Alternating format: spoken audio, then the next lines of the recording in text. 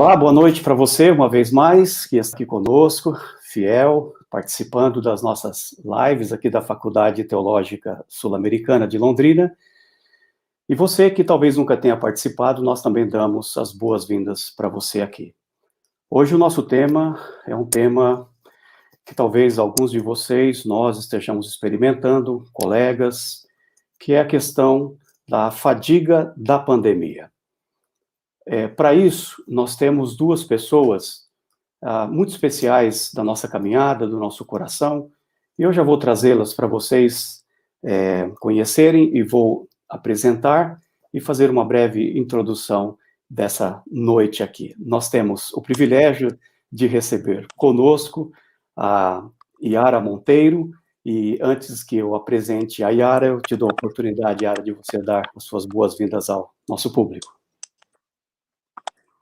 Boa noite a todos, é um prazer muito grande poder compartilhar um pouco com vocês do que eu tenho estudado sobre a pandemia. E eu estou bem feliz por estar aqui. Obrigado, Jorge, obrigado à escola que me convidou para esse momento. Obrigado você, Yara, por estar aqui conosco. Deixe-me falar um pouquinho da Yara. Ela tem um currículo assim tão grande que não dá nem tempo para a gente ficar falando muita coisa, de tanta coisa que a Yara tem feito e tem se especializado. Dentre tantas qualidades e qualificações da Yara, eu destaco que ela é psicóloga e possui formação em terapia familiar sistêmica e também em psicologia hospitalar.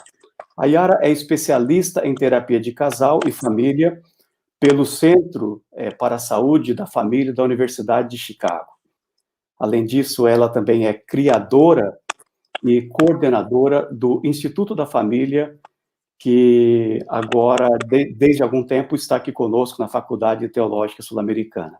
Ela também coordena o intercâmbio com o Wheaton College, dos Estados Unidos, e também todo ano tem um workshop internacional que acontece anualmente aqui na Faculdade Teológica Sul-Americana. Então, que privilégio seu ter uma psicóloga com tanta formação para estar falando de um tema do qual ela tem se debruçado e tem estudado. Então, privilégio ter você conosco aqui, Yara. Também nós temos o privilégio de receber aqui nessa noite o Luiz Silvério, que também é psicólogo, e também atua junto ao Instituto da Família aqui na Faculdade Sul-Americana. E o Silvério está conosco, né, Silvério, praticamente desde o início da nossa caminhada, quando iniciamos a FTCA lá em 1994, celebrando esse ano os nossos 26 anos de existência. Exato.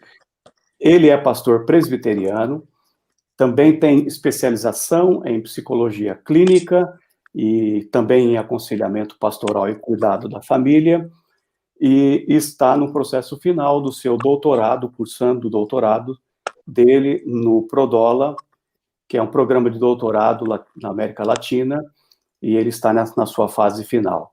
Então, o Silvério também tem uma vasta experiência com psicologia, com clínica, então nós damos as boas-vindas também a você, Silvério. Vocês dois são da casa, seja bem-vindo. Obrigado, Jorge, Yara. Boa noite a todos. É uma alegria poder estar junto com vocês hoje aqui, falando desse assunto, como a Yara falou, importante e que tem nos afetado a nossa vida. Então, eu acredito que nós teremos uma excelente conversa hoje sobre esse tema. Obrigado. É isso mesmo. E antes de nós, então, darmos início aqui, nesses primeiros 30 minutos, com a fala da Yara, a respeito a fadiga da pandemia, ainda dá tempo de você, quem sabe, mandar um link nosso, convidar algumas pessoas, e especialmente se você sabe, tem conhecimento de alguma pessoa que está passando por esse momento tão difícil, né, com essa fadiga. Quem sabe você, enquanto a gente vai dando prosseguimento aqui, não corre aí nas suas mídias sociais e convida essa pessoa para estar conosco, tá bom? Vai ser um ato de misericórdia e de compaixão sua ao fazer isso.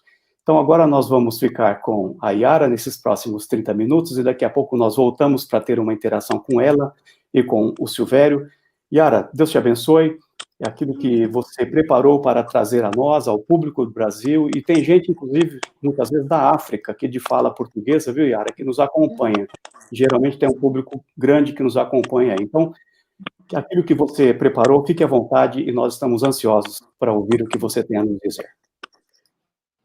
Ok, muito obrigada. Como eu disse, é um privilégio para mim, nessa noite, poder compartilhar com vocês de alguma coisa que tem me acompanhado, de inquietações que eu tenho tido, tenho vivido nesse tempo de pandemia. Mas, na verdade, tudo começou em 2009, quando houve a pandemia do H1N1. Eu contraí o H1N1 e fiquei 9 dias em isolamento hospitalar, com pneumonia. Foi um momento muito difícil na minha vida, muito difícil de digerir, muito difícil compreender, mas foi um divisor de águas na minha vida, porque uma Yara antes do H1N1 e uma Yara depois do H1N1. E eu comecei a ficar intrigada com os efeitos psicológicos que eu vivi naquele momento, o estresse, que tem o estresse da enfermidade, tem o estresse da Covid-19 agora, teve o estresse do H1N1 e também tem o estresse geral, que é o estresse da pandemia, que esse todo mundo está vivendo, não só quem adoece ou que adoeceu. E então, eu, nesse tempo, desde a pandemia de 2009, que foi uma pandemia muito diferente dessa, porque nós não tínhamos toda a informação que temos hoje, essa é uma pandemia agora que tem um poder midiático muito grande em torno dela.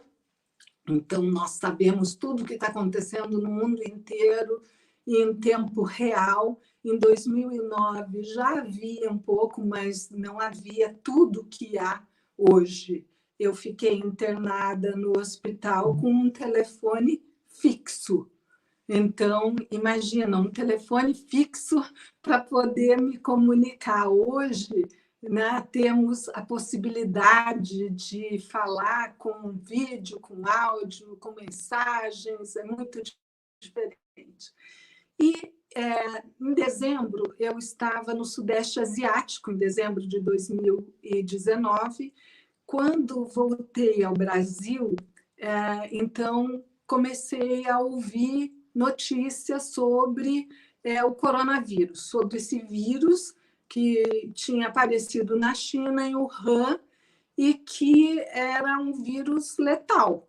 Muitas pessoas estavam profundamente enfermas e estavam morrendo. Eu, assim, acendeu a minha luz amarela. Eu comecei, mas que vírus é esse? Comecei a ler, eu vi. Aí eu vi um vídeo que a CNN fez em Wuhan e depois em outras cidades da China, onde houve lockdown, que era algo que eu nunca tinha nem ouvido falar que existia esse lockdown. E eu comecei a ficar um pouco angustiada, mas ainda não sabia o que era, por que eu estava angustiada daquele jeito. Na minha cabeça era porque nós teríamos um workshop internacional em abril com a Michelle Shakeman, uma terapeuta de casal de Nova York. Eu falei, e se esse vírus chega aqui? Ele está lá na China, mas e se acontece? Começou a passar na minha cabeça, mas achei que eu estava maluca pensando nisso. No carnaval, nós estávamos viajando e eu comecei a ler as notícias que o vírus chegou na Itália e que as fronteiras de algumas cidades no norte da Itália tinham sido fechadas e que as pessoas não podiam ir e vir. Aquilo me trouxe muito desconforto. Eu comecei a pensar, nossa, mas e se isso acontece aqui? E se isso chega aqui? E quando voltei das férias, voltei do carnaval, eu me reuni com a diretoria da escola e nós pensamos, nós vamos ter que tomar alguma atitude, porque talvez, se o vírus chegar aqui, nós vamos ter que adiar ou cancelar esse workshop. E rapidamente o vírus chegou e de um dia para a noite a nossa vida mudou. A nossa vida mudou, nós tivemos que parar com tudo que estávamos fazendo e aí começou a acontecer um estresse da pandemia, não é? Então, o início é o estresse que vem, o estresse da pandemia de querer entender, vem até uma certa euforia, não é? Assim, de querer saber mais, de ler mais. Depois do estresse, então, vem essa fadiga que eu vou falar. A fadiga é, na verdade, um alerta, é um sinal de exaustão, é um nome que se dá a um sintoma que está caracterizado pela sensação de desgaste, cansaço, falta de energia.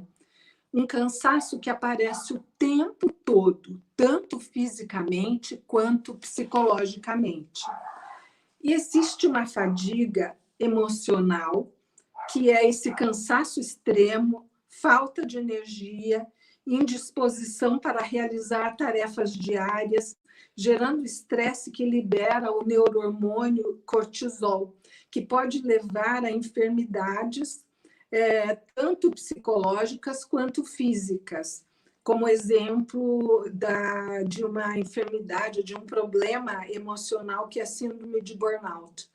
Tem também a fadiga física, que pode denunciar uma enfermidade ou somente um cansaço pela nossa vida agitada ou excesso de atividade física. Então, tanto a fadiga emocional quanto a fadiga física pode denunciar algum problema, ou pode ser só um sinal de que você está extenuado por algum excesso que você está vivendo, e aí uma exaustão, mas é um sinal de alerta. Na fadiga emocional, pode acontecer um distúrbio psíquico de caráter depressivo, precedido de esgotamento físico e mental intenso. Então, muitas pessoas entram em depressão por fadiga emocional, por estar numa situação abusiva, num relacionamento abusivo, por estar vivendo falta de dinheiro ou por uma enfermidade física. Ela entra numa fase de esgotamento físico e mental tão intenso que pode levar ao adoecimento psíquico. Existe também uma fadiga espiritual, e essa fadiga, o Silvério, que é psicólogo e teólogo, vai falar num segundo momento. Existe a fadiga de compaixão, que é uma fadiga que os profissionais da relação de ajuda experimentam. Os profissionais da relação de ajuda, seja o médico, seja o psicólogo, seja um cuidador, a enfermeira, o fisioterapeuta, o fonoaudiólogo, o dentista, todos que trabalham na relação de ajuda podem sofrer de fadiga de compaixão. Tem sido descrito como o custo do cuidado. A fadiga de compaixão acontece por aqueles que estão em dor emocional muito intensa. Quando são cuidados, o cuidador, ele sofre junto com o seu paciente, com o seu cliente. Ele, ao se colocar no lugar do outro, ele começa a experimentar essa fadiga. Figley, em 1982, começou a estudar, pesquisar e começou a descrever para nós a fadiga de compaixão. O trabalho de ajudador ou de relação de ajuda requer que o profissional abra seu coração e mente para seus clientes, pacientes ou aconselhados. Infelizmente, o processo de empatia, que é fundamental na relação de ajuda, é o que faz o ajudador mais vulnerável. Então, nós temos visto agora, na pandemia, com a Covid-19, que os profissionais da área de saúde estão vivendo uma fadiga de compaixão muito grande. Nós temos visto alguns relatando que dormem 2 horas ou, no máximo, 4 horas por noite, exercendo a sua profissão de cuidado. E isso faz com que o cuidador, o profissional da área do cuidado, fique profundamente vulnerável, ele é afetado pelo seu trabalho. Muitas vezes ele fica tão vulnerável que ele acaba adoecendo, como no caso daquele médico em Wuhan, jovem médico, que foi o que percebeu que o vírus era muito letal, ele acabou morrendo. Então, ele, ao exercer a sua profissão com tanta dedicação, ele acabou adoecendo, porque a fadiga de compaixão, ela faz com que haja uma diminuição da nossa imunidade. Então, nós precisamos estar dentro e fora das situações, tendo empatia, mas também cuidando de nós. Numa situação de pandemia, mesmo aqueles que não estão exercendo o cuidado com o outro, ele está vulnerável e suscetível às notícias. Notícias de amigos, notícias da TV, de pessoas públicas. E então ele fica vulnerável e ele começa a ter essa mesma fadiga de compaixão. A fadiga de compaixão pode levar a uma fadiga secundária, que é a pessoa que cuida ou a pessoa que está muito envolvida com o problema do outro, e agora na pandemia todo mundo está envolvido com todo mundo, no jornal só se fala disso, a pessoa começa a sentir os sintomas que o outro sente. Então, vocês devem ter ouvido muito falar de pessoas que vão ao supermercado, isso já aconteceu comigo, à noite fica com dor de garganta. Pronto, peguei o Covid, não é? Ou tem dor de cabeça, tem alguns sintomas. Por quê? Porque ao se colocar no lugar do outro, ao ouvir a história do outro, ele começa a viver essa fadiga de compaixão. É uma fadiga da misericórdia que tem. Ele se coloca no lugar do outro, como eu coloquei, e passa a sentir os mesmos sintomas do outro. E aí vem a fadiga da pandemia. A OMS declarou o coronavírus como pandemia em 11 de março. Desde então, passamos a fazer o que nos é pedido para fazer.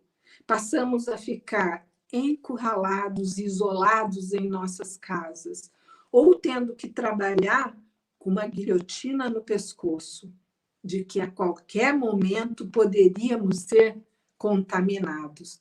Tivemos que fazer muitos sacrifícios. Difícil enumerar todos. Quanto mais se estende o tempo da pandemia de isolamento, maior a fadiga e mais riscos nós corremos. A psiquiatra em Portland, Kathleen Zerb, ela diz que essa extensão do tempo da pandemia e do isolamento aumenta a fadiga, e quando aumenta a fadiga, nós temos a diminuição dos nossos mecanismos de defesa, de nos cuidar. Então, por que alguns de nós parou de estar vigilantes? E como superar isto? A fadiga da pandemia, que, na verdade, é porque há uma guerra com um inimigo invisível, porque quando o inimigo é visível, é tudo mais fácil, quando é subjetivo, envolve muito mais estresse, não é? Então, a fadiga da pandemia faz com que não prestemos mais atenção às regras impostas para evitar o contágio. Então, não lavando as mãos, como no início, saindo mais para a rua, usando menos o álcool gel, não usando máscara, e saiba que você não está sozinho. A fadiga da pandemia é algo que está sendo estudado no mundo inteiro. Os psicólogos, psiquiatras, médicos têm pesquisado sobre isso e têm visto que o mundo todo tem passado por isso, pela fadiga da pandemia. E este é um fenômeno que já é chamado de fadiga de cuidado, algo que o nosso cérebro faz, que ocorre quando as pessoas ficam com pouca motivação ou energia para cumprir regras de segurança. Então, há uma diminuição, porque as pessoas não estão mais tão motivadas, elas não estão mais com tanto medo, e aí elas diminuem as regras que são fundamentais de segurança para não serem contaminadas. Segundo Jacqueline Golan, professora de psiquiatria da Northwestern University, passamos a ficar impacientes com avisos e não acreditamos que é relevante ou real. Não enfatizamos o risco atual. Passamos a não ter mais comportamento seguro, como lavar as mãos, novamente, usar as máscaras e o distanciamento social.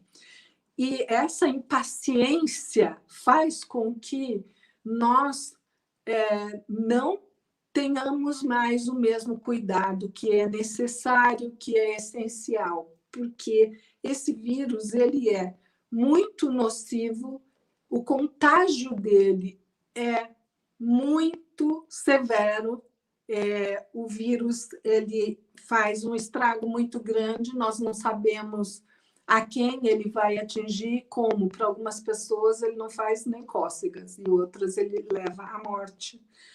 Então, há uma armadilha. A fadiga da pandemia, na verdade, é uma grande armadilha que nós precisamos ficar atentos para não cair nessa armadilha. E o que você tem feito para você, no cuidado com você, para que você não entre na fadiga da pandemia? Que é o cuidado com a alimentação, o cuidado com o sono. Então, os pesquisadores dizem que nós precisamos ter uma rotina.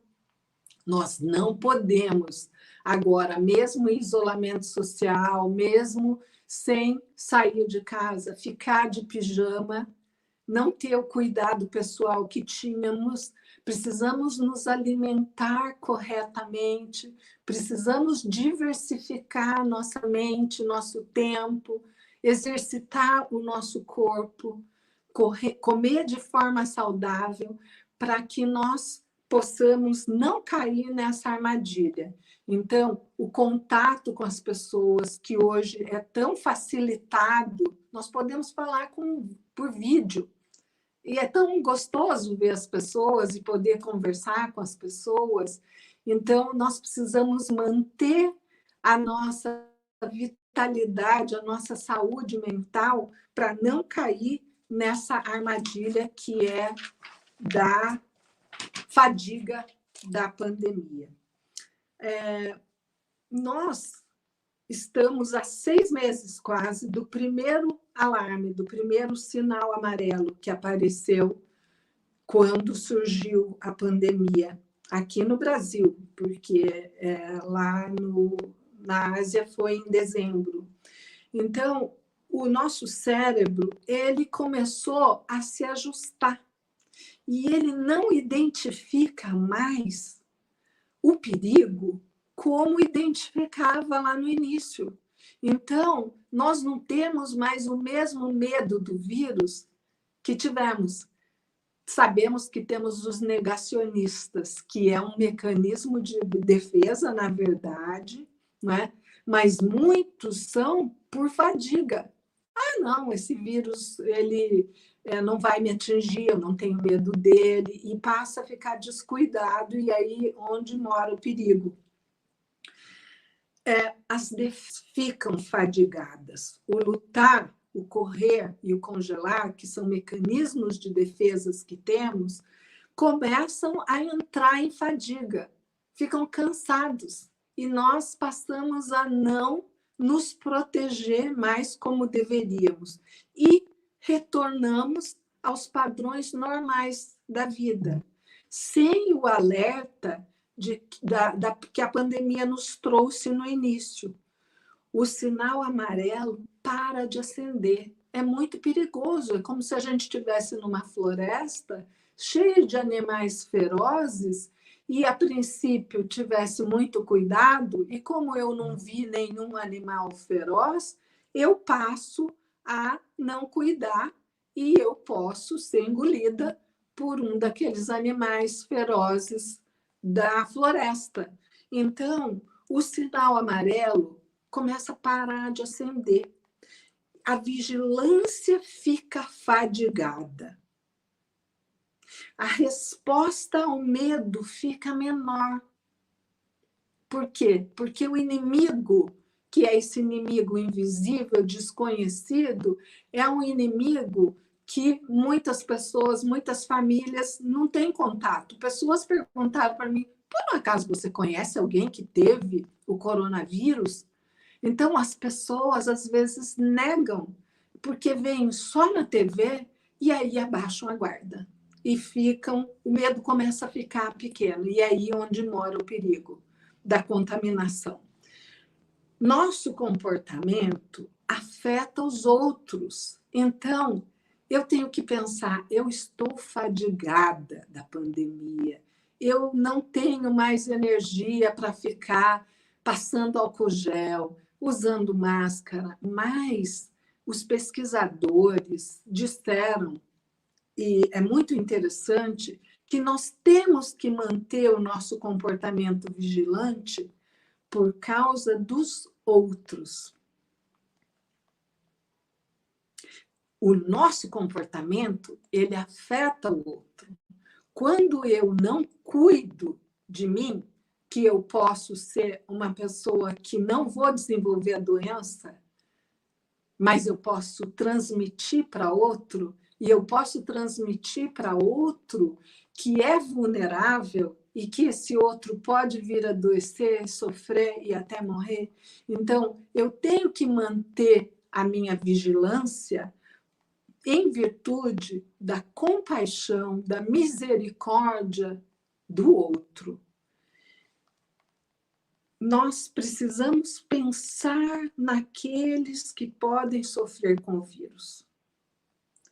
A doutora Karen Begg, especialista em saúde pública na África do Sul, na Universidade do Cabo, ela disse que quando chegamos nesse momento que nós estamos agora, fadigados da pandemia, a resposta é solidariedade e compaixão pelo próximo.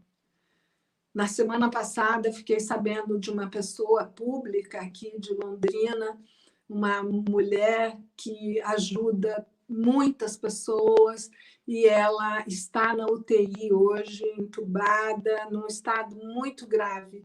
Eu fiquei muito tocada, fiquei triste e eu estava já um pouco descuidada dos cuidados com o vírus.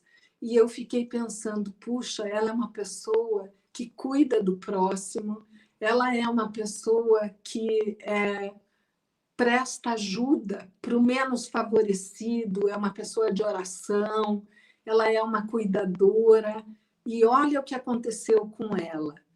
Ela estava vulnerável, então eu posso não estar, mas eu tenho que pensar no próximo que é ou que está vulnerável.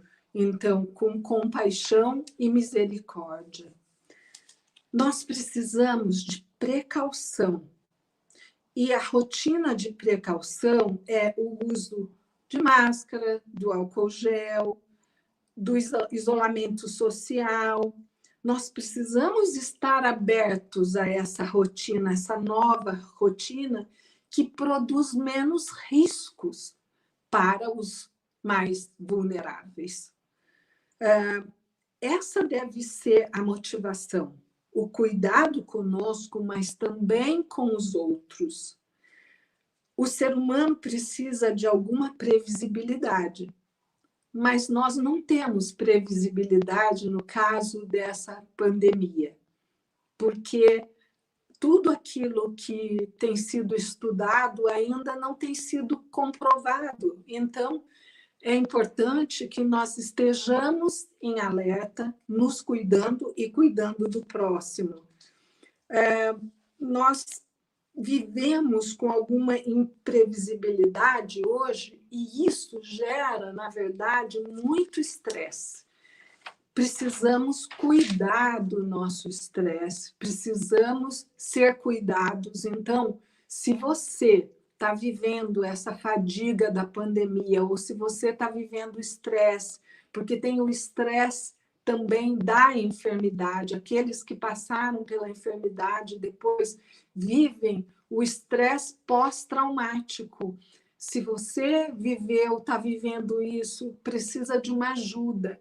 E o que essa pandemia tem trazido de bom para nós, muitas coisas, mas uma das coisas é o acesso à saúde mental pela internet, os atendimentos online. Tem organizações que oferecem profissionais para te ajudar.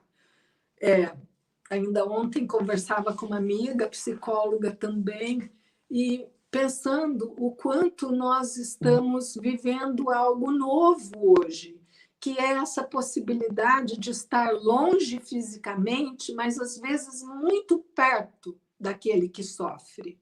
Como nós agora, que estamos próximo de várias pessoas no Brasil, e também o Jorge falou na África, que tem a extensão da FTSA, os nossos professores da FTSA que vão lá dar aula nas escolas de teologia, que estão nos assistindo. Essa proximidade é algo novo e que pode ser muito útil para a nossa sociedade.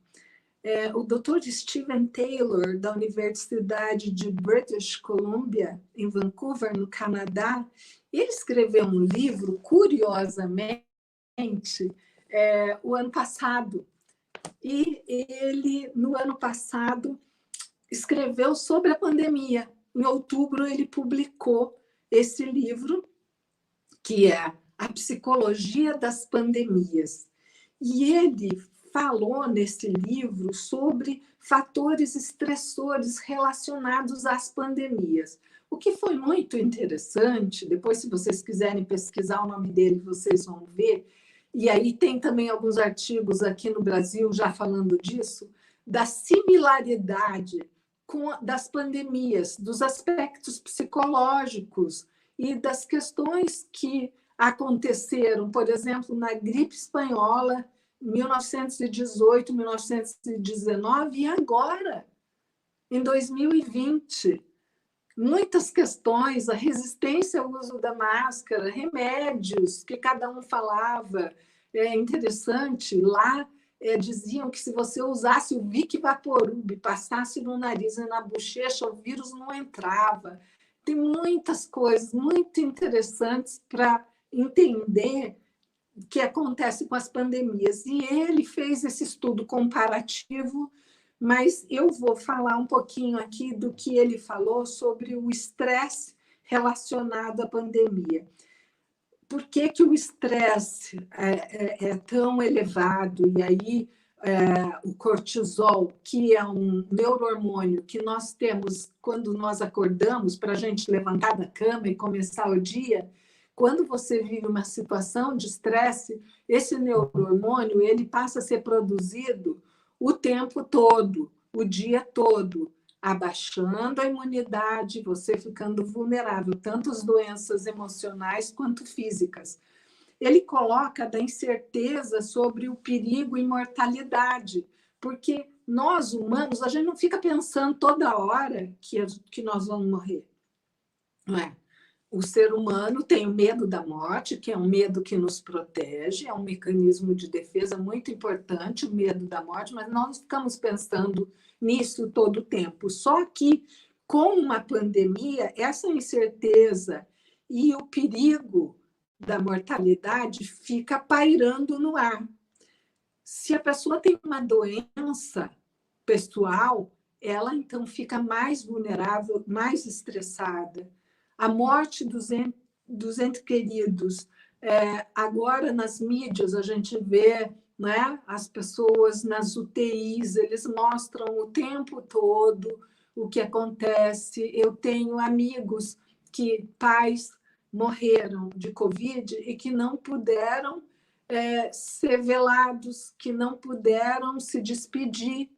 Então, isso tudo gera um estresse muito grande. Custo socioeconômico, né? As pessoas que perderam o emprego, que estão vivendo momentos difíceis, isso traz muito estresse.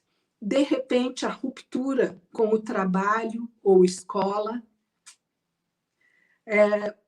o estresse que o isolamento traz e a quarentena, a incerteza de quem será infectado, a incerteza de quando acabará a pandemia e a ruptura dos rituais sociais, das igrejas, os rituais sociais todos, da academia, da praça pública, do shopping center, do cinema, tudo isso que nós temos vivido. Agora o Jorge vai entrar para que o Silvério possa falar, depois eu continuo com vocês, tá? Eu nem vi o tempo passar. O Jorge falou que eu ia me empolgar. Você acertou, Jorge. Obrigada.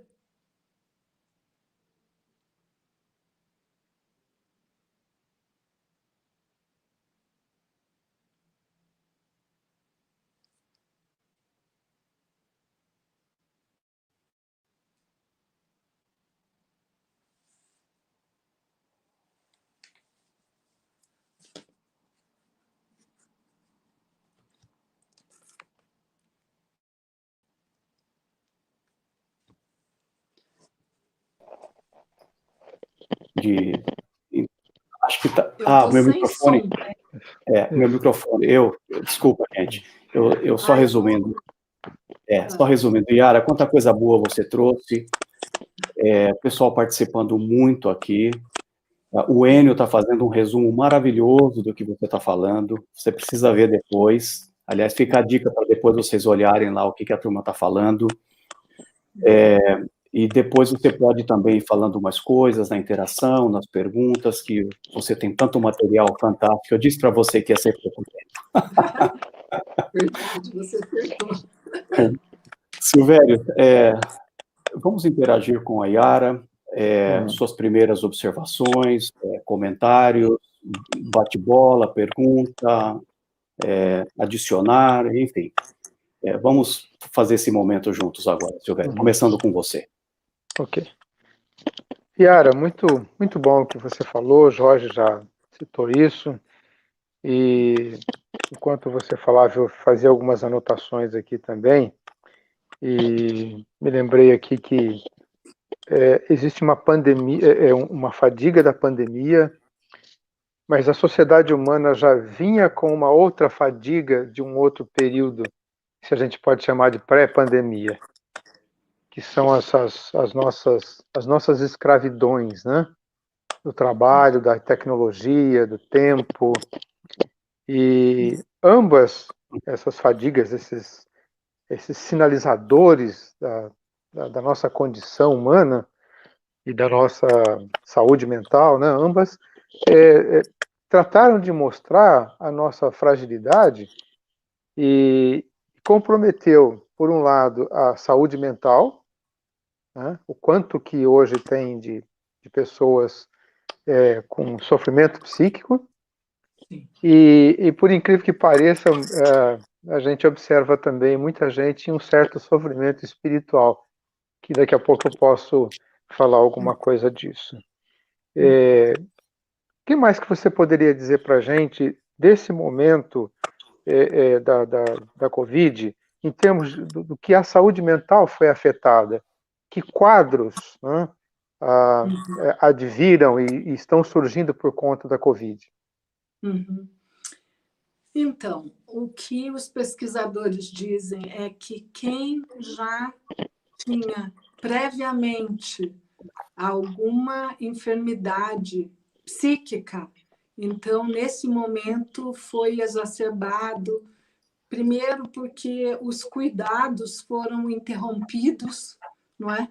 Muitas pessoas acabaram com medo de ir procurar ajuda, de continuar o seu tratamento, então interromperam medicações importantes, interromperam terapia.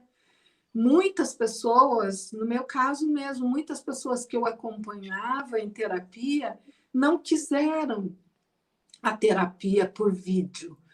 E algumas pessoas mantiveram, mas outras não. E as pessoas que têm problemas psiquiátricos e que precisam de um acompanhamento acabaram sendo prejudicadas com a interrupção do tratamento.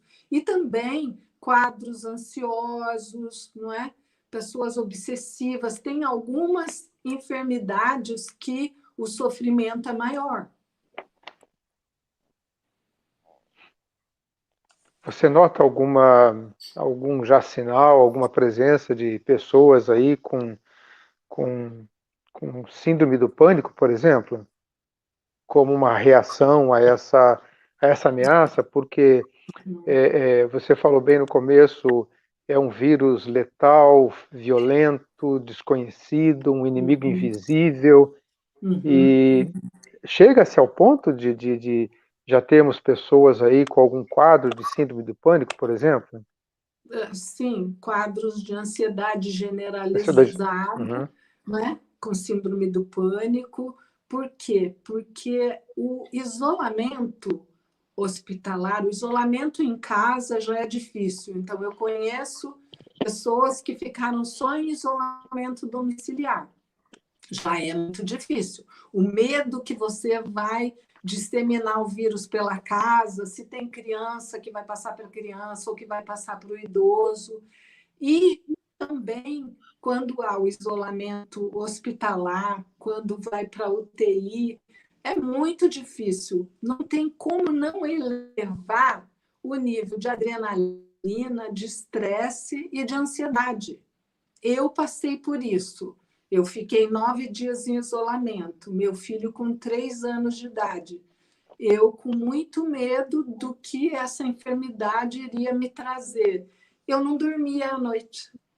Eu não dormia. O meu nível de ansiedade era tão alto que isso, a descarga de adrenalina era tão grande, não ter com quem conversar, os médicos só te olham da porta, todo mundo paramentado, né? 8 médicos falaram para mim, nossa, esse vírus é horrível, a gente nunca viu um vírus como esse, olha o estrago que ele faz tão rapidamente. É a mesma coisa agora com o coronavírus. Então, não tem como controlar esse nível de ansiedade, a não ser buscando, tendo alguma ajuda.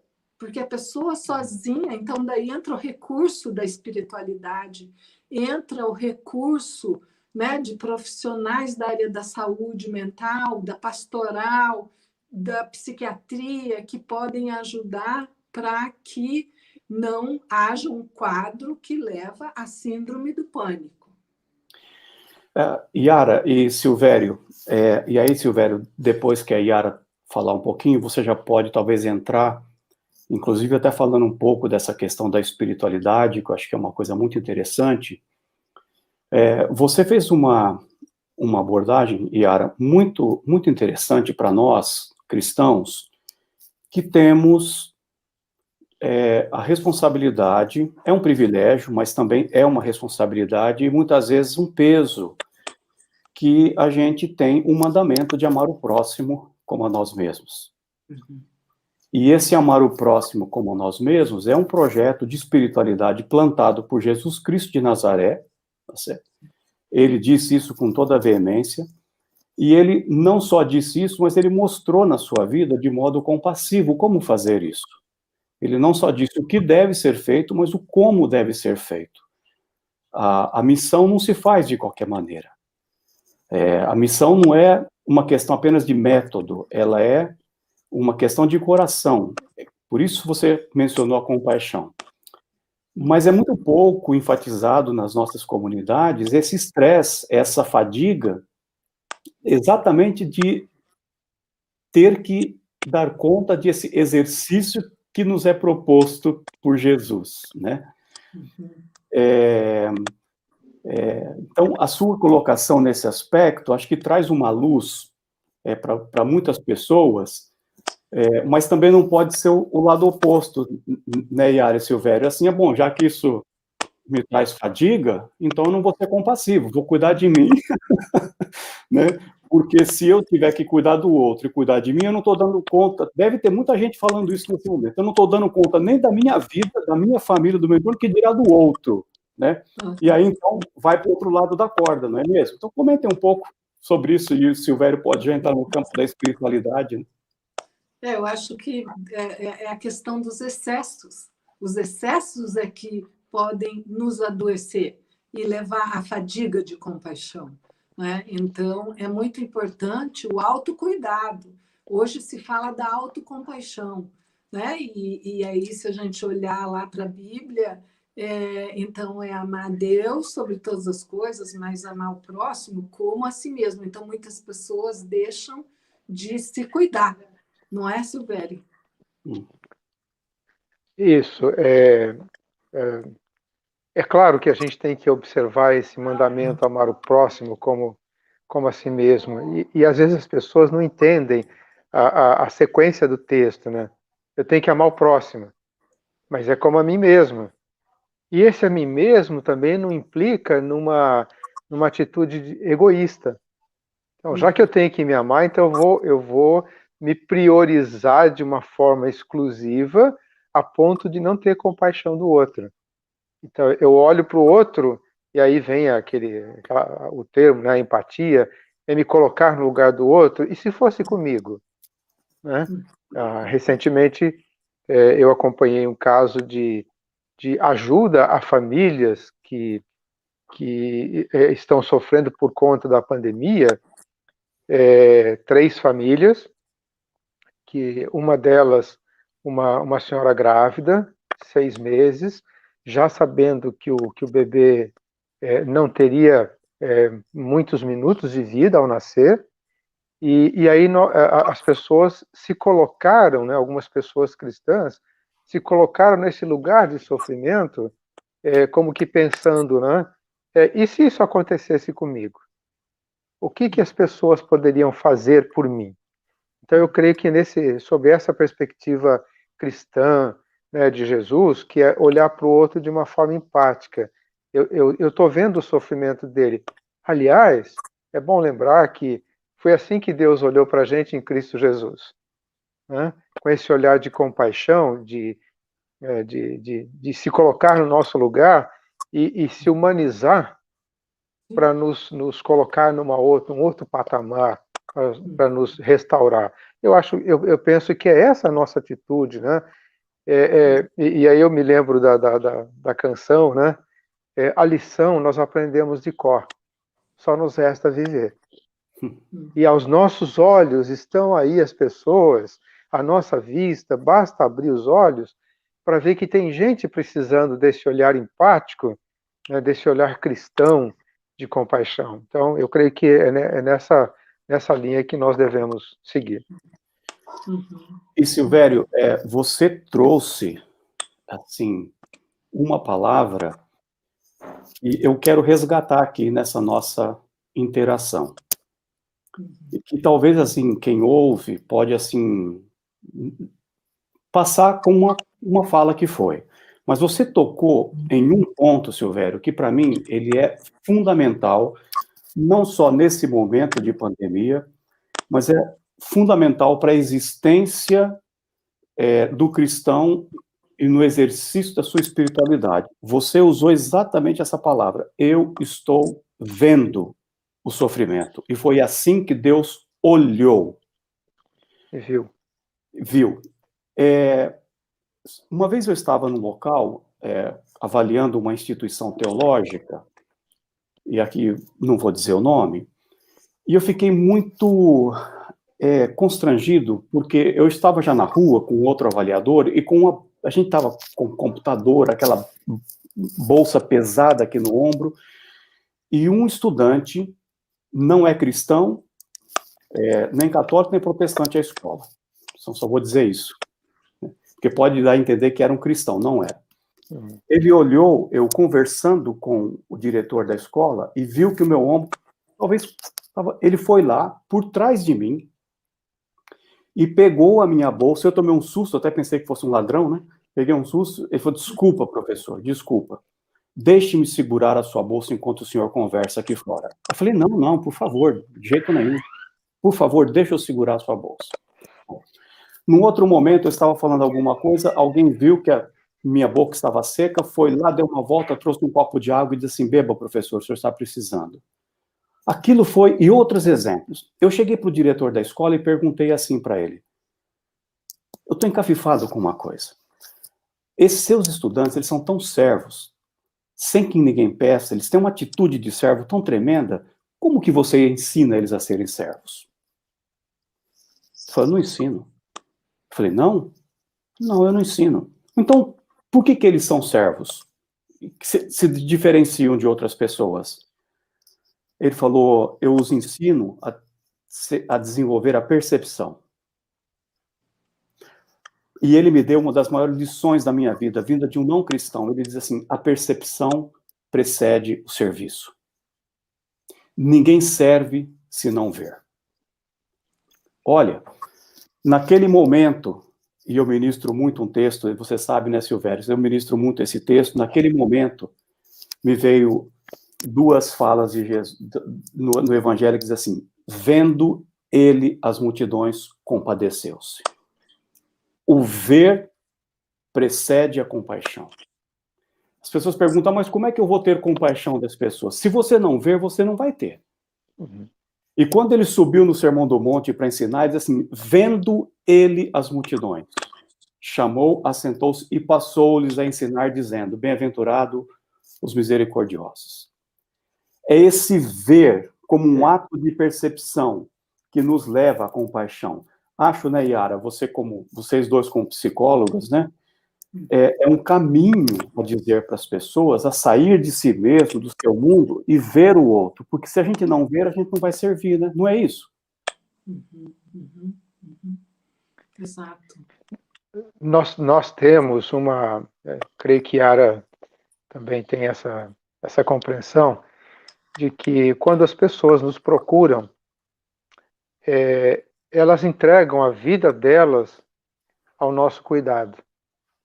E ali nós temos algumas atitudes.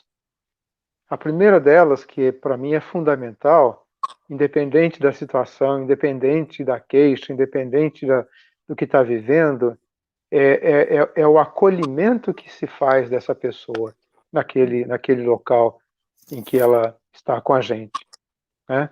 E num segundo momento, uma atitude também tão importante é que ao perceber, ao ver a pessoa à nossa frente fazendo essa entrega a nós para cuidar das suas questões, a gente tem um ouvido que vai para além do ouvir, que é escutar. Eu sempre digo que é uma diferença fundamental entre ouvir e escutar. Isso é um conceito também da psicologia. Então, eu ouço o que ela diz, mas eu quero escutar um pouco mais daquilo que não se diz, daquilo que não se fala, mas daquilo que gesticula, daquilo que é o silêncio, daquilo que é o sofrimento internalizado. Então, eu creio que nessa pandemia também nós podemos ver, nós podemos ouvir e nós podemos escutar. Desenvolver essas habilidades, essas práticas para poder atuar de alguma forma ajudando as pessoas. Bacana. Eu estava lendo hoje, Yara e Silvério, depois eu posso passar para vocês, caso vocês tenham interesse, um artigo muito interessante naquele site chamado cielo.br. Tem vários artigos acadêmicos lá, muito bacana. E eu estava lendo um artigo justamente com esse tema, fadiga, uma análise do conceito. Uma análise do conceito. E foi escrito por 3 enfermeiras, que na época, acho que foi em 2005, não foi para agora. Foi escrito por 3 enfermeiras, pelo menos na época, da Escola de Enfermagem da Universidade de São Paulo.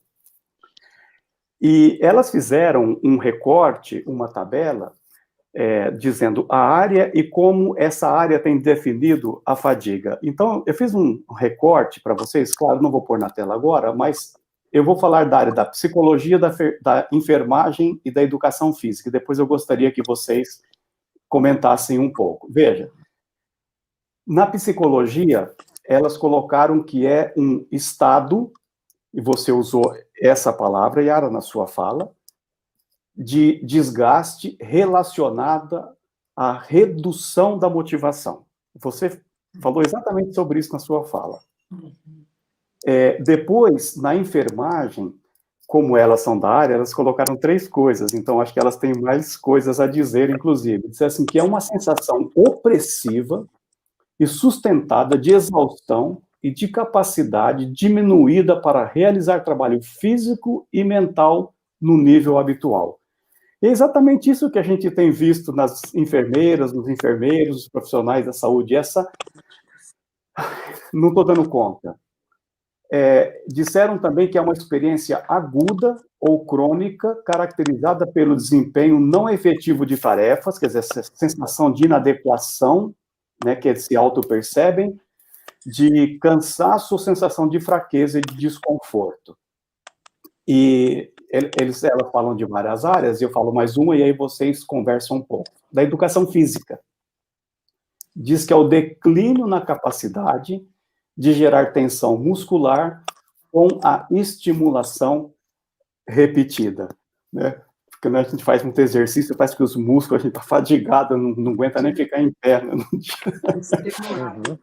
no dia seguinte. Então, é interessante, eu quero honrar essas 3 mulheres, dando o nome delas. Uma é a Dalet de la Libera, a outra é Dinah de Almeida, e a outra é Cibele Andruccioli, e que fizeram essa pesquisa. Depois eu posso passar para vocês e, quem sabe, até deixar no link aí para a turma depois participar.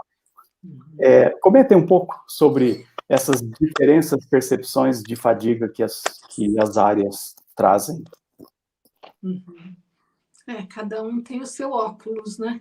Cada um olha de acordo com as ferramentas, de acordo com a sua formação.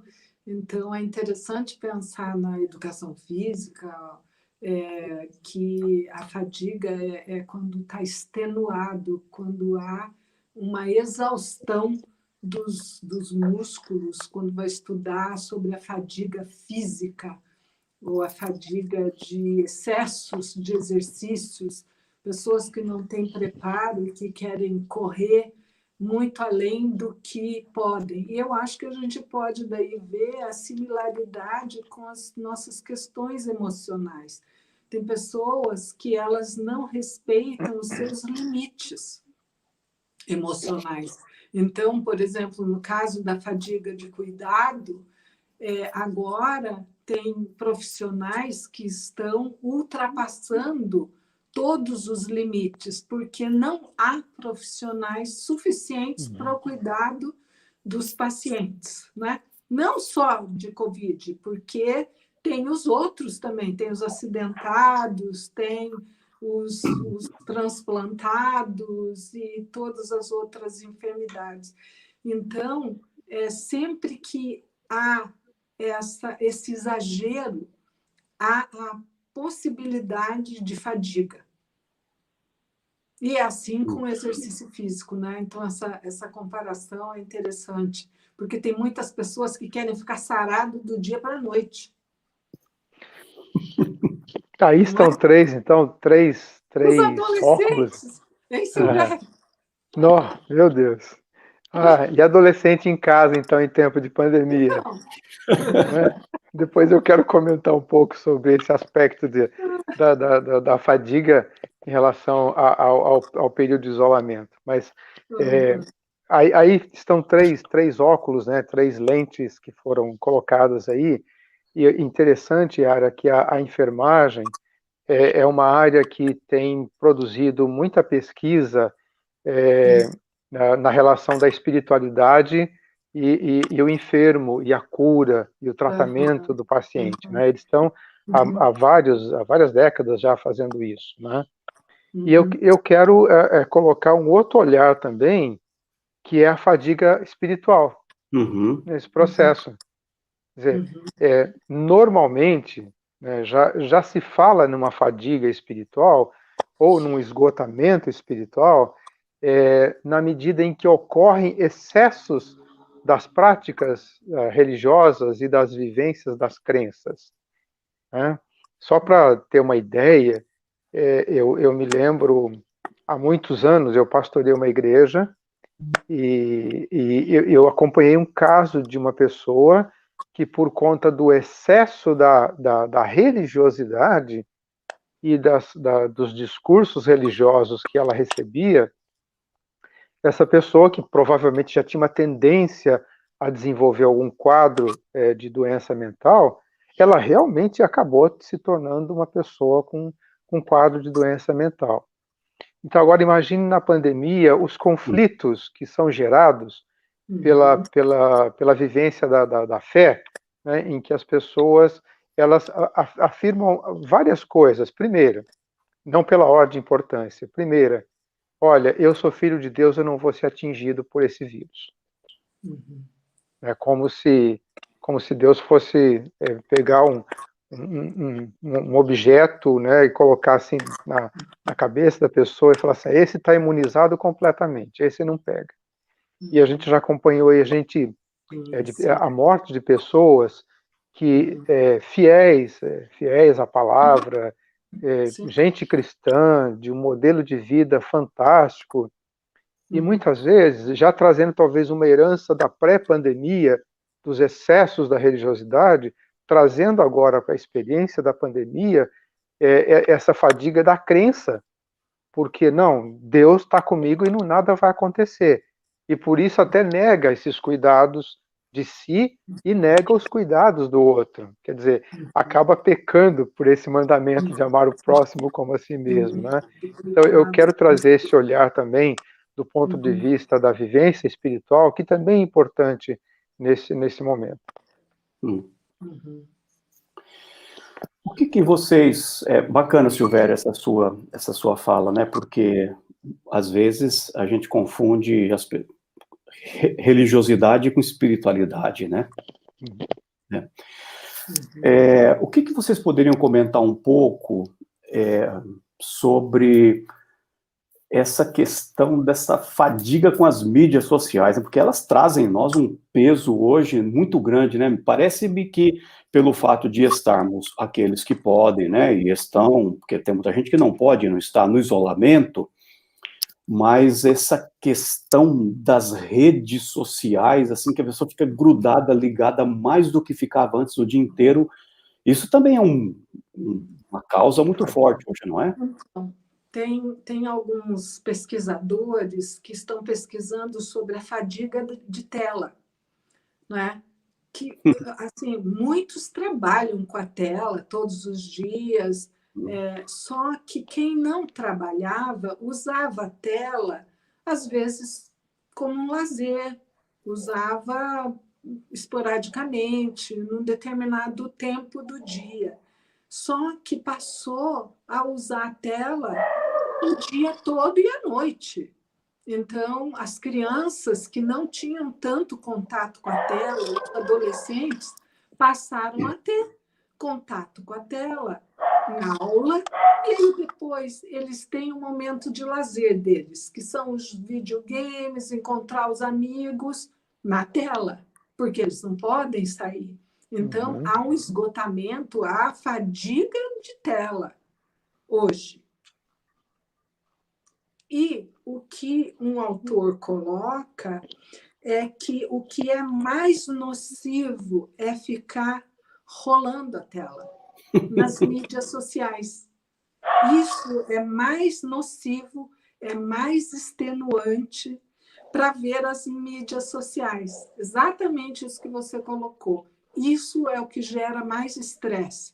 Isso que nós estamos fazendo agora, e eu que tenho atendido agora também por vídeo, não sinto tanto estresse, mas acompanhar todas as notícias, todos os amigos, todos os grupos de WhatsApp, todo o Instagram e o Facebook, isso é extenuante.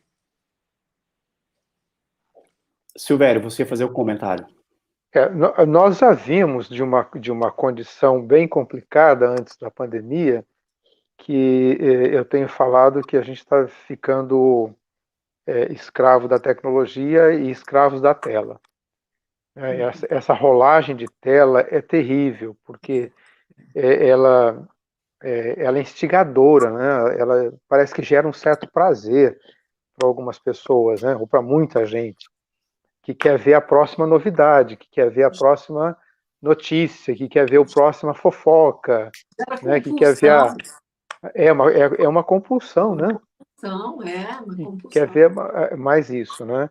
Então, até algum tempo nós brincamos que logo a gente ia ter comunidades terapêuticas para dependentes de tela, ao invés de outras comunidades terapêuticas.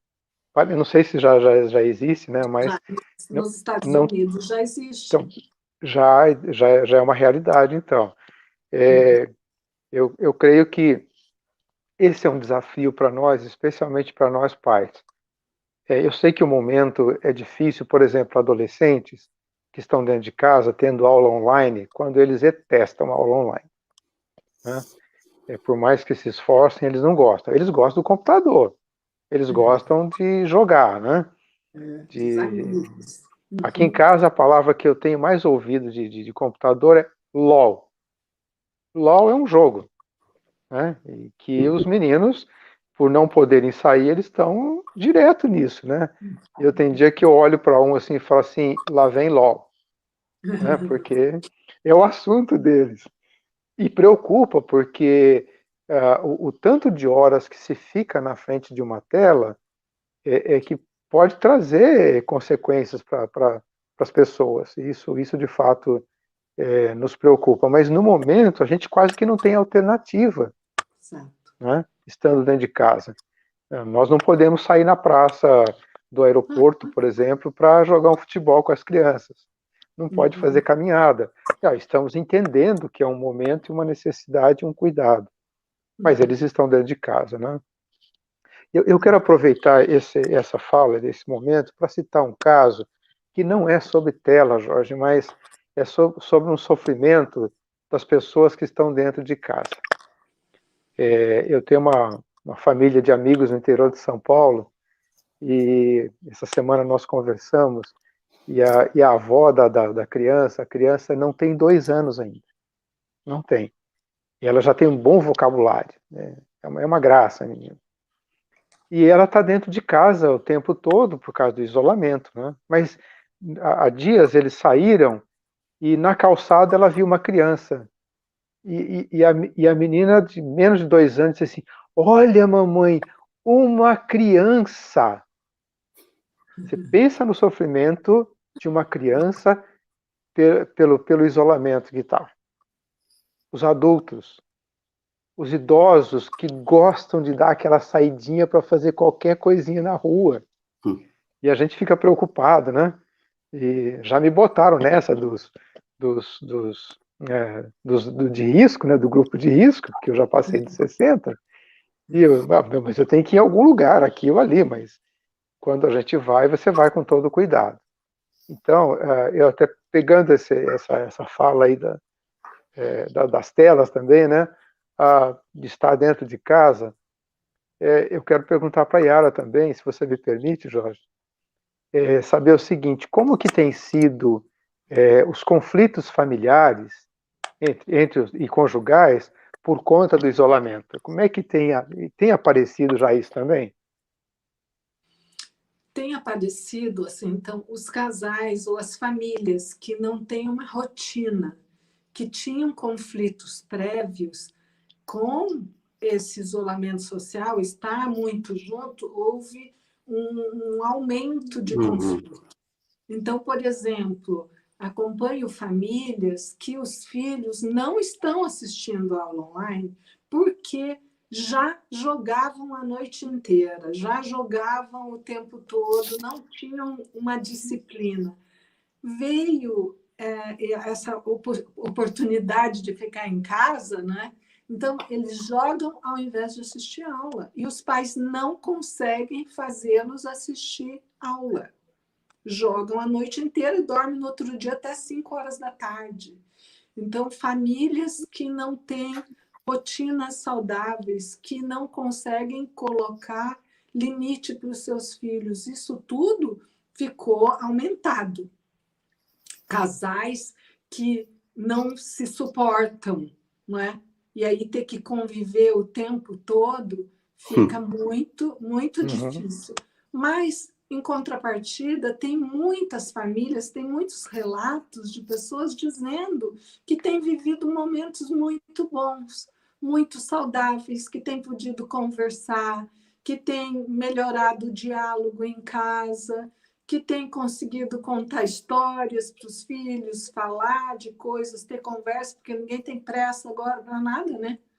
Então, tem esses dois lados de uma mesma moeda.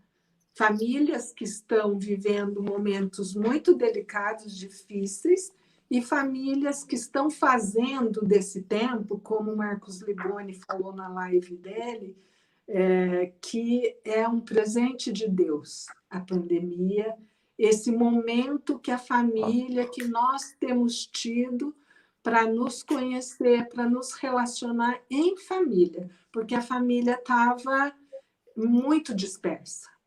E a família agora tem tido a oportunidade de estar junto. Então, é uma oportunidade de crescimento, de promoção de saúde. Só que, às vezes, essas famílias precisam de alguma ajuda para conseguir isso, não é? Às vezes, sozinhas, elas não conseguem. Às vezes, elas precisam de ajuda profissional. Olha, gente, o nosso... Respondi. Joia, muito bom. Gostei, muito bom. Não parece, mas nós já estamos com um tempo, já quase 30 minutos aqui interagindo juntos, né? É um tema da nossa vida, é um tema do momento, mas nós também agora queremos trazer a participação do público que está conosco, uma participação muito bacana hoje, mesmo, de fato, e nós vamos então colocar algumas perguntas, não necessariamente os dois precisam responder o tempo inteiro, né, por causa, inclusive, agora do nosso tempo, senão a gente não oportuniza muito as pessoas. Então, a gente vai meio que distribuindo, mas tem perguntas, então vamos para esse período agora de perguntas e respostas, e a gente vai trazer algumas já para vocês na tela, tá bom? Vamos ficar aqui que a gente já volta. Okay.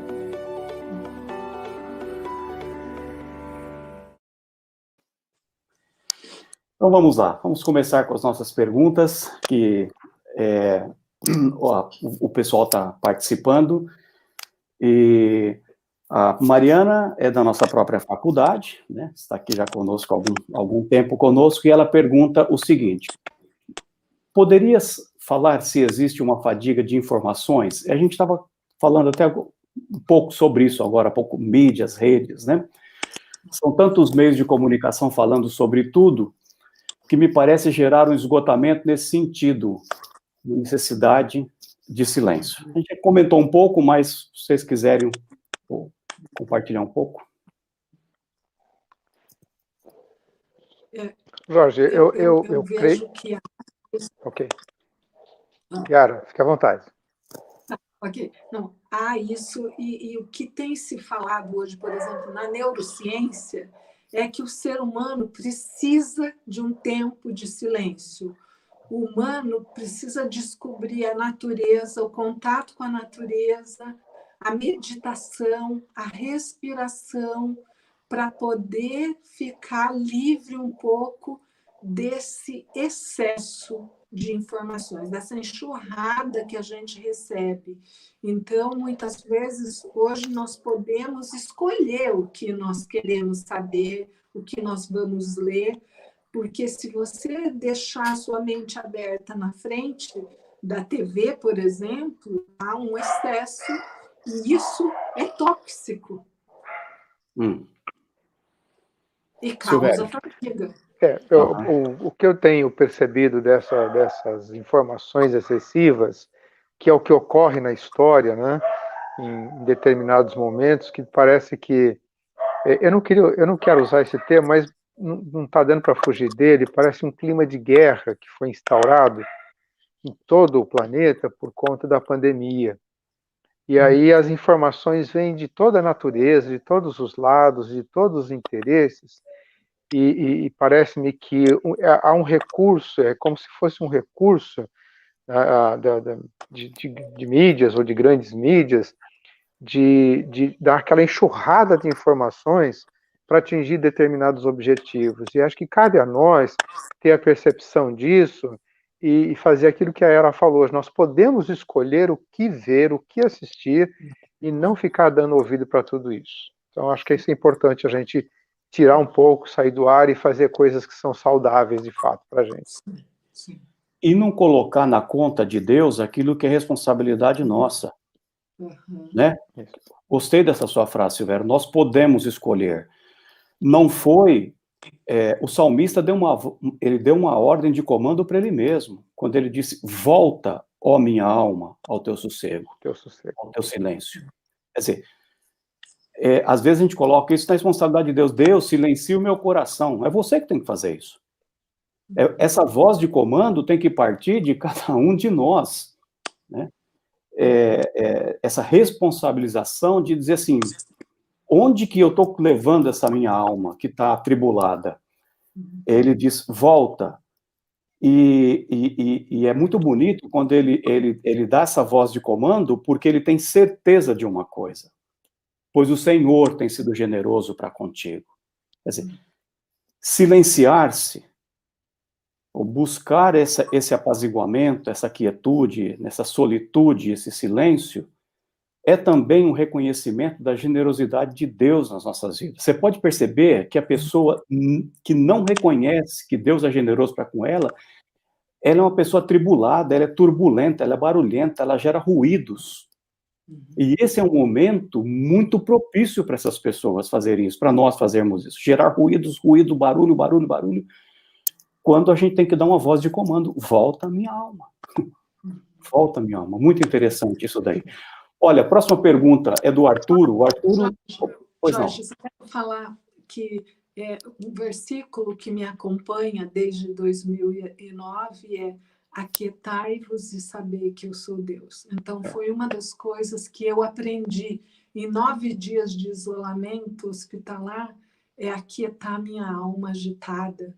E porque, né, Deus, ele disse que era para aquietar, para saber quem é ele. É na quietude, é na solitude que nós desenvolvemos intimidade com ele. E o profeta disse que a vossa salvação, né, está no sossego, né, no silêncio, mas vós não os quisestes, né? O profeta denunciou, né? Próxima pergunta é do Arturo Menezes Villanueva. O Arturo tem participado, viu, Arturo? Obrigado pela sua participação. É um querido irmão nosso em Cristo, lá da cidade de Natal, e tem aqui participado sempre. Arturo, você é uma preciosidade, viu? Saiba disso. Na sua experiência, ou na experiência de vocês, em resumo, que lições importantes precisam ser sistematizadas na pandemia como base para uma ação de prevenção da fadiga na pós-pandemia em forma sistemática?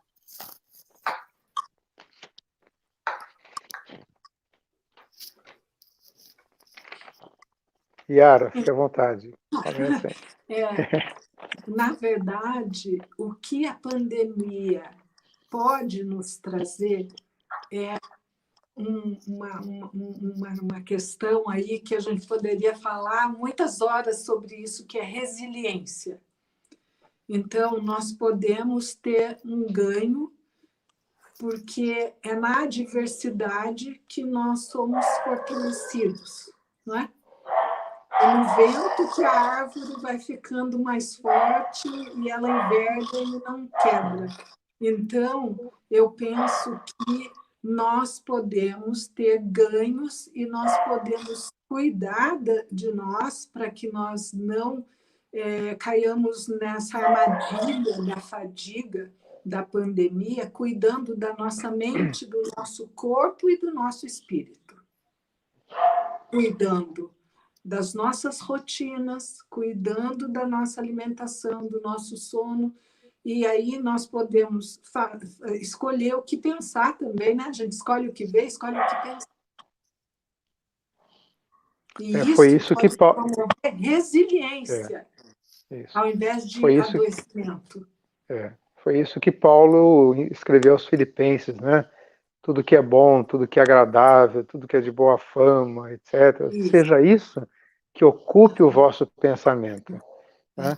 Eu recebi um telefonema essa semana de uma pessoa que manifestou a irritação na garganta.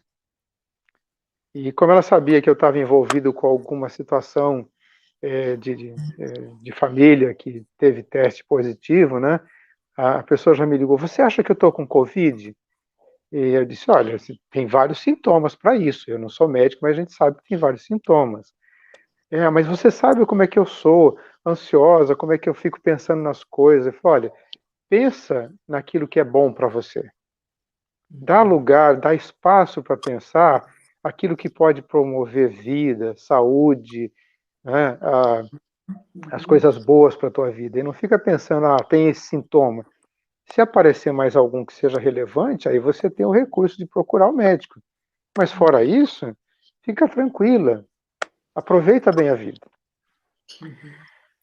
E tem algo que eu queria contribuir para essa pergunta do Arturo, que é algo que eu tenho refletido bastante em relação a esses temas e outros temas na minha vida e na vida da igreja, das pessoas, que é o seguinte: nós somos o que fazemos quando fazemos o que somos.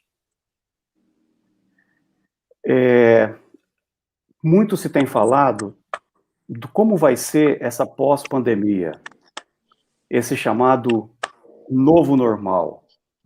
Né? Sabe, se a gente não ser agora, que sentido tem querer ser na pós-pandemia? Né? Se nós não amamos agora, vamos amar mais na pós-pandemia? Se nós não exercitarmos mais a percepção que nos leva à misericórdia e à compaixão, vamos ser assim, teremos uma igreja assim na pós-pandemia? Né? Então, eu acho que o grande desafio, claro que a gente tem que se preparar e tudo mais, o grande desafio não é a pós-pandemia, o grande desafio é a pandemia. É ser agora e fazer agora. Porque se eu sou e faço agora, então eu faço porque eu sou. Eu não preciso esperar o pós. O pós não existe, ele não veio ainda. Então, acho que pode nem existir. Pode nem existir para muitos, que, aliás, infelizmente, já não existe. Nós estamos beirando aí os 100 mil pessoas, 100 mil pessoas, né, que já não existem mais. Né? Então, eu acho que um grande desafio continua sendo o desafio de ser agora, para que o amanhã seja diferente. E tem muita gente preocupada com o que é que vai ser o amanhã. A gente tem que viver o agora, para que o amanhã exista, né? Vamos para mais uma pergunta aí que o nosso querido Menara está já preparando para a gente. A Mônica, também da faculdade. Querida Mônica, que disse, parece que a fadiga da pandemia ainda vai rondar por um tempo. Como nos preparar para a volta ao novo normal com menos estresse? Eu até já comentei um pouquinho, né? Como preparar para esse novo normal, né? Então, se vocês quiserem pegar carona na minha fala, preparando agora, né? Então, o que vocês dois gostariam de responder aí para a Mônica aí?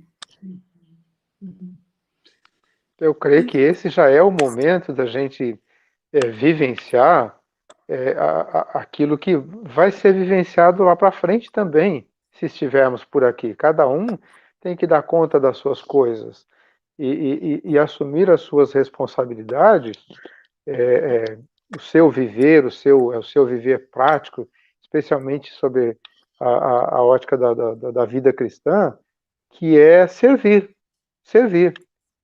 Servir ao próximo, amar o próximo como a si mesmo, e não temer. Eu acho que tem muita gente se questionando e tentando um entendimento do que vai ser o novo normal. Eu quero viver o hoje. Eu quero daqui a pouco jantar com a minha família, quero conversar com eles. O que vier para amanhã, amanhã a gente trata. É a resposta que Jesus deu, né, a certa altura do Evangelho de Mateus, né? Basta cada dia o seu mal. Sim. Né? Vamos viver hoje, basta cada dia o seu mal. O que vier amanhã, nós temos, com certeza, experiência de ter passado pela pandemia, experiências da vida como um todo, experiência cristã, o ensino da palavra de Deus para que a gente enfrente esse chamado novo normal, que eu acho que quando passar todo esse sufoco, muita gente vai esquecer que teve um sufoco. Muita gente vai achar que não teve nenhum normal, um novo, um anormal, não. Talvez muita gente talvez esqueça. E veja bem, assim como muita gente que adoeceu agora, porque muitos não vão adoecer, muitos adoeceram, foram curados, né? Mas muitos vão descobrir coisas muito interessantes sobre a vida, que é viver o hoje, que é escolher o que ver, que é escolher o que pensar, que é escolher como cuidar de si, cuidar do seu corpo, da sua alimentação, que é promoção da resiliência, que é, apesar da adversidade, crescer, que é tentar ressignificar e olhar o lado bom das coisas. Tem muita gente que está se queixando demais da pandemia, está se queixando demais do isolamento social. É porque não está conseguindo tirar coisa boa. Não tem aquele ditado, fazer do limão a limonada? Não está conseguindo. Então, eu acho que é um belo exercício para esse momento, as famílias conseguirem ressignificar as relações, os relacionamentos e viver melhor em casa, porque agora a gente não está podendo muito viver com o outro, mas se eu viver bem com os meus em casa, depois da pandemia, eu vou com certeza frutificar, porque houve uma boa semente. A boa semente é plantada dentro da nossa casa. E aí depois vem o fruto. E parafraseando aqui, né, um pouco Jesus, né, naquele discurso duro, difícil, né, quando ele disse: eu estive nu, não me vestistes, estive com fome, não me deste de comer, estive com sede, não me deste de beber. Acho que se fosse hoje, as pessoas perguntarem assim: mas quando foi que a gente fez isso? Durante a pandemia. Durante a pandemia. Então, tem pessoas sofrendo, tem pessoas passando fome, tem pessoas desempregadas, tem pessoas que estão desesperadas porque não pagam o condomínio, não pagam o aluguel. Está tudo isso acontecendo, né? E Jesus vai nos perguntar. Então, se a gente quer saber alguma coisa pós-pandemia, vai ser a pergunta que Jesus vai fazer para nós. O que você fez? Né? Por que você não me vestiu lá na pandemia, né? Por que você não me deu de comer? Por que você não ajudou aquela viúva? Por que você não fez isso? Então, parafraseando Jesus, é agora que a gente tem que vestir, dar roupa, alimento e participar da vida das pessoas. Vou colocar antes, tá bom, vamos fazer essa, porque tem uma pergunta que foi feita, mas só para explicar, às vezes a tela aqui vai rolando e a gente tem que ficar feito doido, que a pergunta não fica aqui no rosto da gente, sabe? Não é tão simples assim, né? Quem não está aqui atrás vendo o que está acontecendo. Então, uma delas foi feita, e o Daniel, então, fez a gentileza de refazer a pergunta, que é na área de vocês, nessa área técnica, né, de formação de vocês. A fadiga leva à depressão? Silvério, vamos começar por você agora. Então, Bom, eu creio que é um passo a mais rumo à depressão quando a pessoa tem aliado esses sintomas comuns que aparecem na depressão, né? A tristeza constante, desânimo, falta de vontade, perda da libido, sem perspectiva de vida, não tem prazer de estar. Tudo é ruim, tudo é feio. Pessoas depressivas, elas podem ver a camisa mais bonita, mas ela não acha beleza. Ela pode ver essa flor que está aí ao lado da Yara, e aí alguém fala assim, olha que flor linda, e ela diz assim, não consegue ver. Então eu creio que a fadiga, esse cansaço, esse esgotamento, é um grande sinal de que há um caminho que está sendo traçado, e que pode chegar lá na frente com outros sintomas, com outros elementos, que configurem uma depressão. Se a gente pensar, né, que o nosso cérebro ele produz neurohormônios e a fadiga produz muito hormônio do estresse, que é o cortisol. E o cortisol, quando é produzido em excesso, vulnerabiliza a pessoa. Ela está sempre em estado de alerta, sempre em estado de alerta, com medo que vai acontecer alguma coisa, aí ela tem a fadiga, ela fica extenuada, e ela pode não conseguir enxergar as coisas boas e ela pode não ter os hormônios da alegria, porque o hormônio do estresse, ele vem e ele toma conta de tudo. Então, ela não consegue ter esse hormônio que produz alegria, contentamento, que são as serotoninas, né? A dopamina, numa boa conversa, nos relacionamentos, e aí oportuniza o surgimento da depressão, pensando em termos cerebrais. Por que que a fadiga pode levar à depressão? Porque Por isso que é importante também. Fica com um estresse crônico e aí ela não consegue viver outras coisas, ela não consegue diversificar a sua vida. E é importante deixar claro que a depressão tem um componente fisiológico, né? É da própria natureza do corpo, né? Da produção dos hormônios, porque há muito se tem esse conflito, né? De achar assim, não, depressão é frescura, a depressão é coisa do diabo, a depressão é espiritual.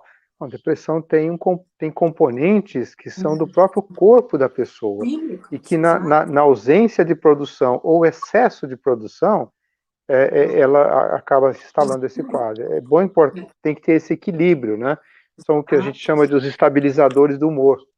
Então tem que deixar isso claro também para que as pessoas tenham essa informação.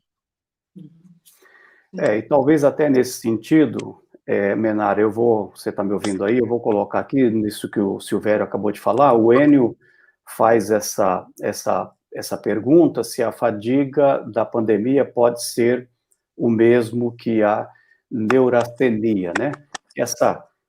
Acho, né, vocês são os profissionais aí, essa perda de interesse, né, esse quadro de inatividade que vai levando a pessoa a uma disposição irritadiça, pessimista, azedume, né, essa neura que vai vindo. Acho que não sei se é isso que o Enio quis dizer, mas vocês são da área, né, então, o que você poderia dizer aí, Yara, para falar com o Enio um pouquinho? Sim. Então, a fadiga, na verdade, é por excesso de cuidado a princípio, e aí esse excesso de cuidado é como, usar um exemplo, assim, como você entra numa piscina gelada, e a hora que você entra na piscina gelada, você quer sair correndo, você acha aquilo horrível, e depois o seu cérebro vai acostumando, você já não acha tão gelado mais, porque as suas defesas diminuíram. Isso é a fadiga, quando o seu cérebro já não identifica mais perigo. Silvério. Tranquilo, concordo podemos seguir com outras perguntas aí. Perfeito. Uhum.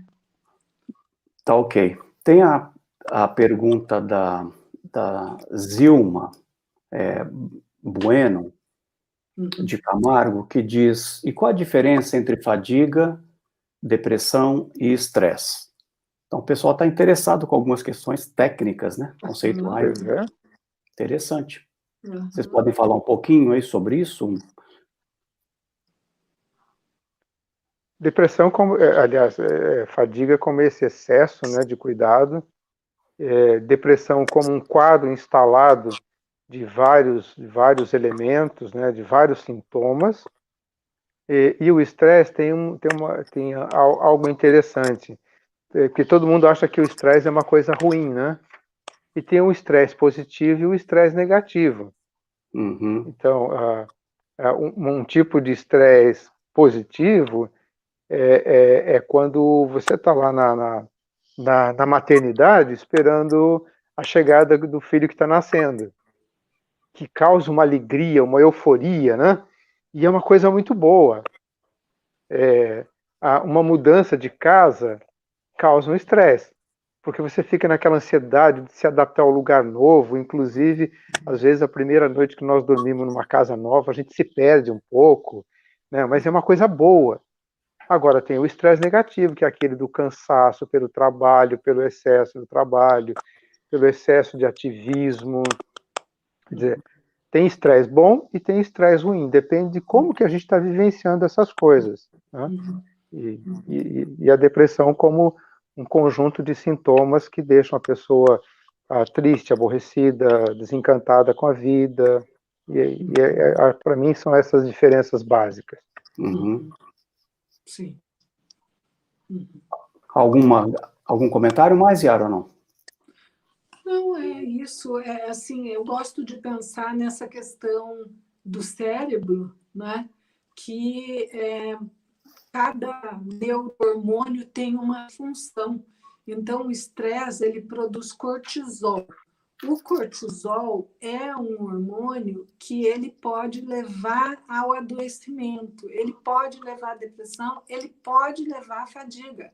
Quando tem muito estresse, eu posso entrar num processo de fadiga, eu posso entrar num processo de depressão por excesso de estresse. O estresse ruim, uma relação abusiva, né? O estresse da perda de um ente querido, da perda do emprego, de uma doença crônica. Então, isso pode, uma coisa puxa a outra, uma coisa pode levar a outra. Agora, não é bom viver com muito estresse. Um pouco de estresse a gente tem, por exemplo, a gente tem estresse todo dia, tem estresse bom, né? Um pouco de fadiga nós temos, às vezes, do dia cheio, do trabalho, chega em casa, mas os excessos é que são o problema. Então, né? Tristeza nós temos, a tristeza faz parte da vida. Tem pessoas que negam a tristeza, mas a tristeza é diferente de depressão. Tem a depressão, que é uma depressão natural, quando nós perdemos alguém. A gente fica de luto, fica triste. Essa tristeza, essa depressão, ela não é patológica. Ela faz parte da tarefa do luto, por exemplo. Legal. Então, é isso. Tá joia.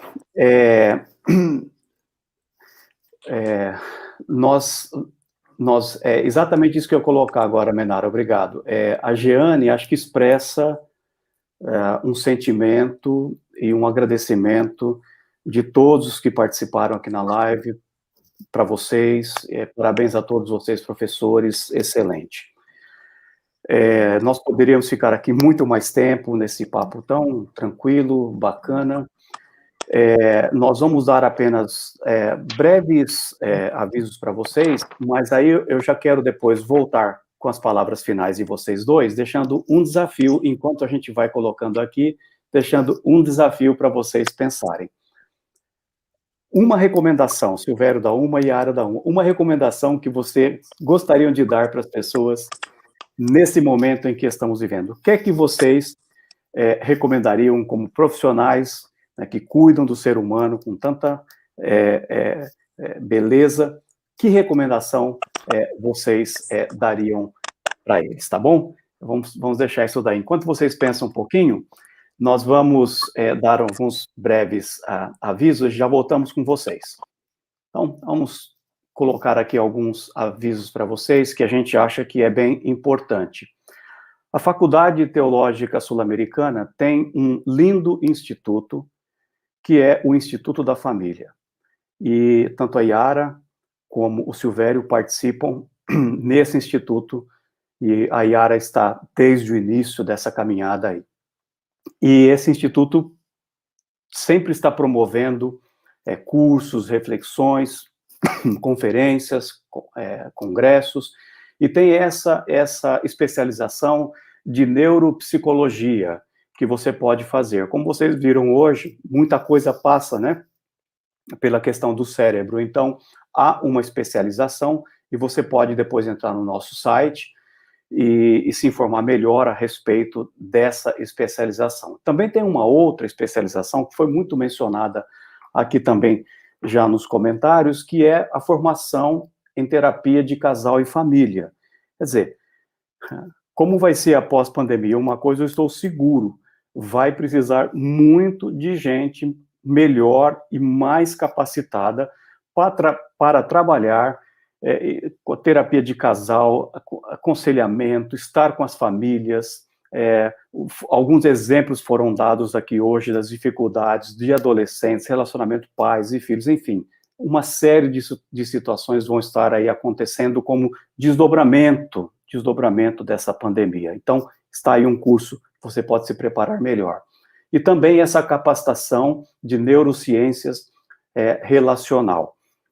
Então, todas estas informações estão no site da faculdade, é só entrar lá que vai te levar ao site do Instituto da Família, tá bom? Entra no ftsa.edu.br e quem sabe você pode aí ser o nosso próximo estudante, estar conosco, se preparar melhor para servir as pessoas melhor a partir de uma perspectiva cristã, evangélica e também da palavra de Deus e com todo o cientificismo necessário do campo também da psicologia. Então, eu vou trazer agora, primeiro, você, Silvério, para dar a sua palavra final para a nossa turma. Que recomendação, Silvério, você traz para o nosso pessoal? Viva cada dia com gratidão, alegria e esperança. Só. Ok. Eu consegui Gratidão, ter um coração grato. Alegria e esperança. Tá bom. Fica aí uma recomendação, então, do psicólogo e também pastor Silvério para vocês. Yara, que recomendação você deixa para a nossa turma? Como o nosso tema foi a fadiga da pandemia, eu queria deixar para você não descuidar, não cair nessa armadilha, porque a fadiga da pandemia, se todo mundo tiver e não cuidar, pode vir o que a gente chama de segunda onda da pandemia, ou então o lockdown, que ninguém quer a segunda onda e ninguém quer o lockdown. Então, temos a história para nos alertar, a cuidar da nossa saúde mental, para amenizar os riscos da falta de cuidado pela fadiga da pandemia. Precisamos estar alertas ainda, enquanto não passar a pandemia. É isso. Muito obrigada. Mais uma vez, Silvério, muito obrigado, né, pela sua participação conosco hoje, pelo seu tempo que você dedicou não só à Faculdade Teológica Sul-Americana, mas um serviço que você prestou a essas pessoas que estiveram aqui e tantas outras que no futuro vão ouvir, porque fica gravado aqui, né? Yara, muito obrigado também pela sua gentileza em ter preparado esse material, dedicado o seu tempo. A gente sabe que isso custa tempo, que a gente se dedicou, a gente viu que você preparou e você fez um excelente trabalho. Yara, você abençoou muitas vidas essa noite e vai continuar abençoando aquelas que vão depois assistir, porque as pessoas acabam republicando e compartilhando, né? Então, a nossa gratidão a vocês dois. Fiquem aí, aí no fundo, que eu já volto depois, quando eu terminar aqui ao vivo a nossa participação. Muito obrigado a vocês dois, viu? De coração. Obrigado. Ô, gente, obrigado também a você que participou aqui nessa noite. Eu tenho certeza absoluta que essa foi uma live diferenciada na sua vida. Uma live pensando exatamente nesses processos em que eu passo, você passa e que nós estamos passando. Então, também a nossa gratidão por você ter se dedicado e nós esperamos que vocês tenham sido ricamente abençoados e que isso leve vocês a tomarem atitudes e ações necessárias de cuidado de si mesmo para enfrentar esses dias e esses dias possam ser convertidos em bênção para você e também para a vida dos outros. Muito obrigado pela sua participação. Fique conosco. Segunda-feira temos mais, com temas pertinentes para a sua vida, para a teologia, teologia para a vida.